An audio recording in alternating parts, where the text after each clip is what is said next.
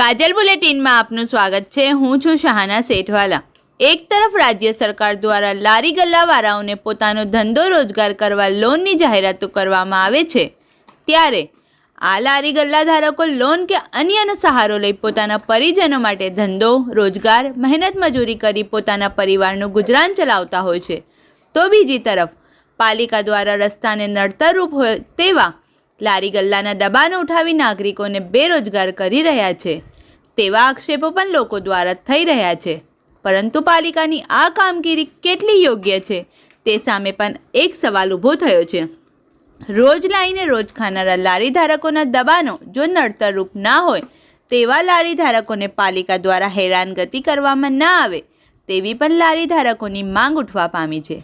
આ સંદર્ભમાં આજે વડોદરા શહેરના કુંભારવાડા પોલીસ સ્ટેશન નજીક આવેલ કાંચવાલા હોલમાં એડવોકેટ શૌકત અલી ઇન્દોરી, તપનદાસ ગુપ્તા, જય વ્યાસ, સમીર રાઠોડ, ઇમરાન શેખ, ફિરોઝભાઈ, આરિફભાઈ દીવાન સહિતના લોકોની આગેવાનીમાં લારી ગલ્લા ધારકો માટે એક મિટિંગનું આયોજન કરવામાં આવ્યું હતું, જેમાં વિવિધ મુદ્દે ચર્ચા વિચારણાઓ કરવામાં આવી હતી અને આવનારા દિવસોમાં આ અંગેની પાલિકાની રજૂઆત કરવામાં આવનાર હોવાનું પણ જાણવા મળ્યું હતું। रिपोर्ट सादिक काजलवाला। लड़ाई लड़नी है और एक होकर लड़नी है, तो हमारा अधिकार है। आप सब ऐसा मत मानो कि हम कोई गुनाह कर रहे हैं। दबाण किया, दबाने किया, दबाण तो उन लोगों ने किया जो नदी में बना दिया बिल्डिंग, सयाजी होटल बना दिया, आगोरा मॉल बना दिया, वो गुनाह है। पानी का बहाव बंद कर दिया, आप सब पानी का बहाव बंद करते हो, आप रोड बंद करते हो। हम ऐसा नहीं करते, हमारा काम रोजी रोटी कमाते हैं तो पेट के लिए करते हैं, तो हमारा अधिकार है। इसके लिए आप सब सजग रहें। ऐसा दिल में मत माने कि मैंने कुछ गुनाह किया है। मैं रोजी रोटी के आया हूँ, अभी आ जाए तो थोड़ा आगे जाऊँगा, पीछे जाऊँगा, लेकिन रोटी कमाऊँगा। मुस्लिम कम्युनिटी में ये इसको ऐतिहासिक प्रोग्राम करेंगे सिटी वालों को, क्योंकि हम लोग क्या होता है जब भी कोई ऐसा प्रोग्राम रखते हैं वो खास करके कोई जज्बाती कोई इश्यू हो, कोई बेटी बचाओ, मुसलमान बेटियों को बहुत दे जाते हैं, उसके लिए 500,000 लोग आ जाते हैं, प्रोग्राम करते हैं, दूसरे दिन बोलते ना अल्लाह अल्लाह या सल्लल्लाहु, या कोई ऐसा और मुद्दा है कि भाई ये तो मुसलमानों का है, या जिससे तो हमारे रसूल सल्लल्लाहु अलैहि वसल्लम जिससे हमारा मोहब्बत है, उनके लिए हम जान देने के लिए तैयार रहते हैं, उनकी कोई गुस्ताखी करता है तो उसके बारे में भी जब कोई प्रोग्राम किया जाता है तो उसमें सैकड़ों लोग आते हैं, अपने जज्बात को निकालते हैं और फिर दूसरे दिन आराम से अपनी सरगर्मियों में लग जाते हैं। लेकिन ये जो प्रोग्राम है ये असल में इस प्रोग्राम की दीन के अंदर की अहमियत है। किसी को अपना हक लेना, तो खुद को अपना हक लेना, और जैसे हम लोग हैं ये किसी को हक दिलाना, ये बहुत उसका बहुत बड़ा दर्जा है। यानी कई जगह पर इसका नमाज रोज़ा ज़कात और हद से भी ज़्यादा इसका दर्जा दिया गया है। अल्लाह के रसूल हज़रत मोहम्मद सल्लल्लाहु अलैहि वसल्लम ने ये काम किया, उस वक्त की लूटफाट, जुल्म, अत्याचार, जमीनों को गजब करना, यतीमों का मान हड़प करना, तो आपने वो दिलाया लोगों को और उम्मत को बताया कि भाई ये काम एक तो खुद भी मांगे अपना हक, और जो लोग सशक्त है, जिनके पास नॉलेज है, जिनके पास कुछ ताकत दी है, तो वो उस काम में मदद करें। जैसा अपना ये होता है एमा यूनियन बना है, शू बना है यूनियन। अभी रुको, पहले थोड़ा चाक में थोड़ा बातचीत में खड़े हैं, है ना। चाकने के लिए हम लोग हमेशा आंदोलन में नारा लगाते हैं, और नारा क्यों लगाते हैं? तो हम जिंदा रहने के लिए आए, मरने के लिए आए क्या? जिंदगी है जिंदा रहने के लिए। बोले जिंदाबाद जिंदाबाद जिंदाबाद जिंदाबाद, लारी गल्ला एकता जिंदाबाद जिंदाबाद जिंदाबाद, लारी गल्ला एकता जिंदाबाद जिंदाबाद जिंदाबाद। अब जिंदा हो એ માત્ર કાનૂની નથી, કાનૂનીથી પણ આગળ વધીને જેને આપણે એમ કહીએ, આપણે ગુજરાતી તો બધાને સમજણ પડે છે ને, જેને આપણે માનવીય કહીએ, માનસાઈની વાતો કહીએ, પણ જે અન્યાય અત્યાચાર શોષણ ચાલે છે અથવા તો કરે છે એમને માનસાઈ પોસાતું નથી। એ લોકોને લૂંટવું છે, એ લોકોને અન્યાય શોષણ ચલાવવા છે, મોટા મોટા હોટેલ ચલાવવા હોય, મોલ ચલાવવા હોય તો નાના નાના લારી ગલ્લાવાળા ચાલે, એમને પોસાય નહીં। સામાન્ય નાનકડા દુકાન કરીને બેઠા છે એમને ફાવે નહીં, તો લોકો નાના દુકાનમાં જાય ને। મોલ કલ્ચર કેવી રીતે વધે? મોટા મોટા હોટેલોમાં ક્યારે જાય? જ્યારે રસ્તા ઉપર લારીઓ હોય નહીં ત્યારે.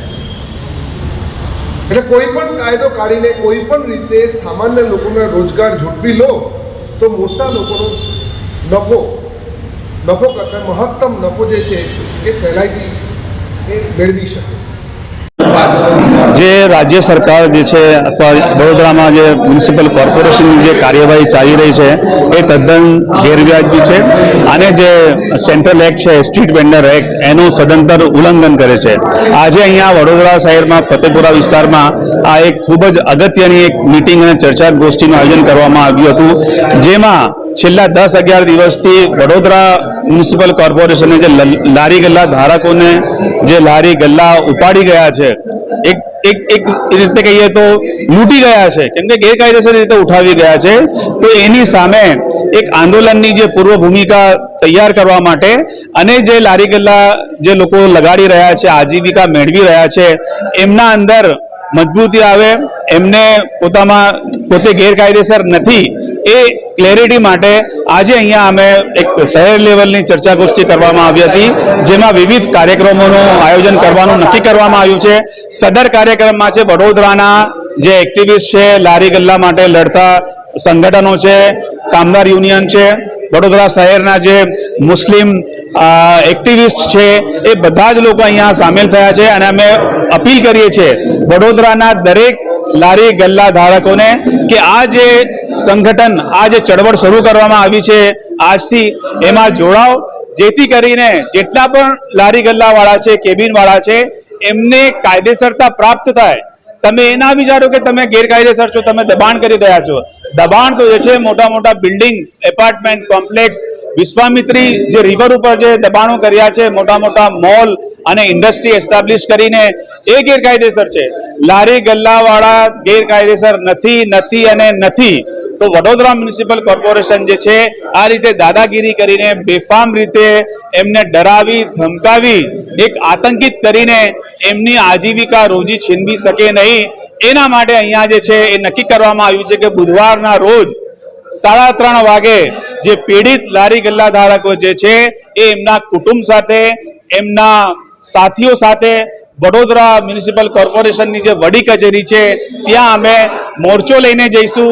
અને જે લારી ગલ્લા ઉપાડી ગયા છે એ વિનામૂલ્યે પરત આપે એની માટે માંગણી કરીશું.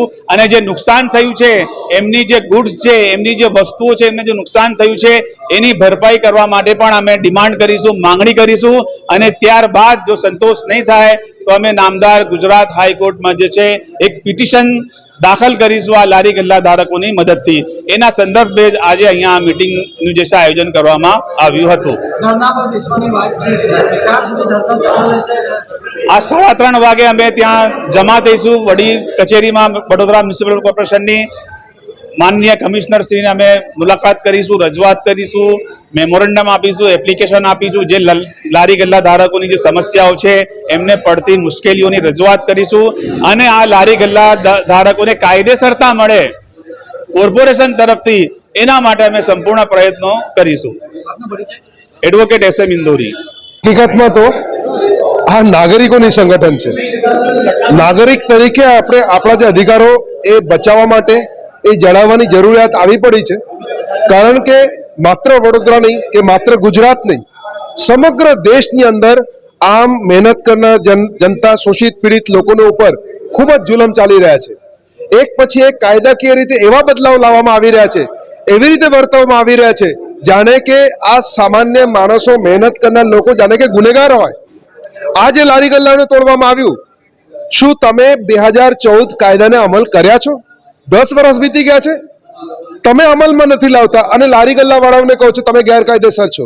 હકીકતમાં આ તંત્ર, આ કોર્પોરેશન ગેરકાયદે રીતે આ લારી ગલ્લા વાળાને હટાવી રહ્યા છે. કેમ કે એમના પોતાના નિષ્ફળતા ઢાંકવા માટે.